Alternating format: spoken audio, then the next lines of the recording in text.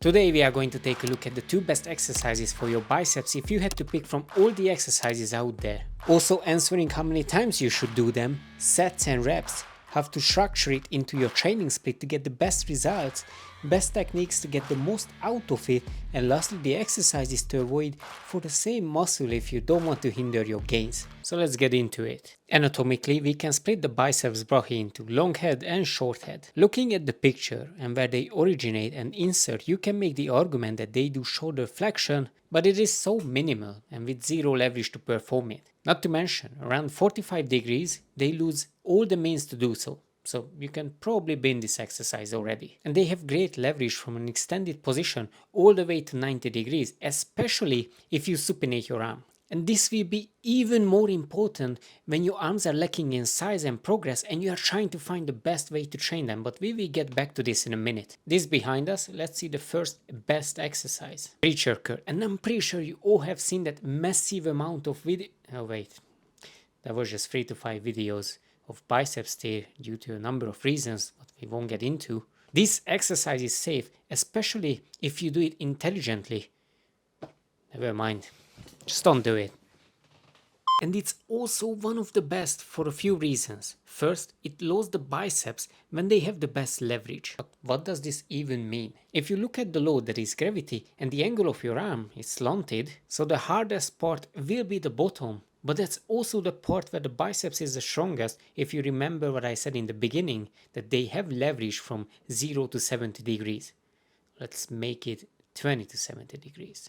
Yeah. And the load dies off after 70 degrees when it would be just brachialis anyway, so we covered everything. And this is not the stretch position, this is where the biceps works best. They don't get anything from stretch-mediated hypertrophy, and it's not even related to that. So it doesn't matter how many times researchers are repeating it. I recommend doing this 1 to 3 sets per training day to failure or beyond failure, but be cautious. These little fuckers have a high voluntary contraction paired with high percentage of fast-twitch muscle fibers, making them sensitive to muscle damage. And that's not a good thing. That's a bad thing. Anyway, jumping into the second one, and that's the arm-supported biceps curl. And there are a few reasons why I picked this over the regular version. First, it standardizes your form, and it doesn't allow room for your elbow to move forward. Actually, it does. But if you consciously push it against the bar, it won't happen. It is stable, it still trains the biceps where they have the best leverage. Kind of where it dies, actually.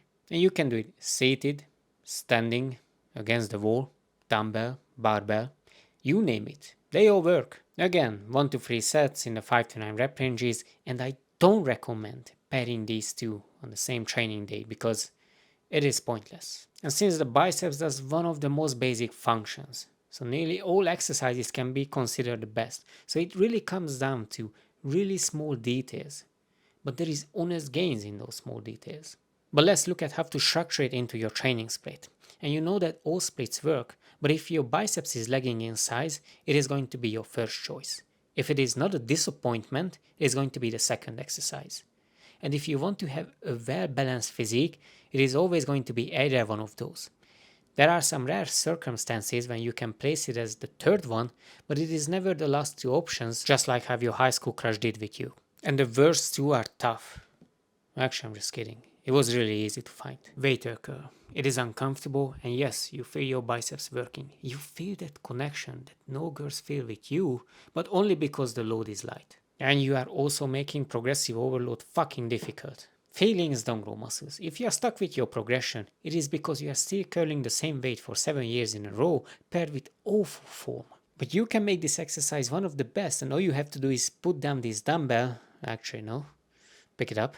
Wait, but pick up the other one too, and do double arm supinated biceps curl. Now that is what I'm talking about. And the second one is plate curl. And you can make the argument that it is more brachialis, but all exercises are biceps and brachialis. You are just biasing them more based on your wrist position and your loading. In this case, the problem is the plate.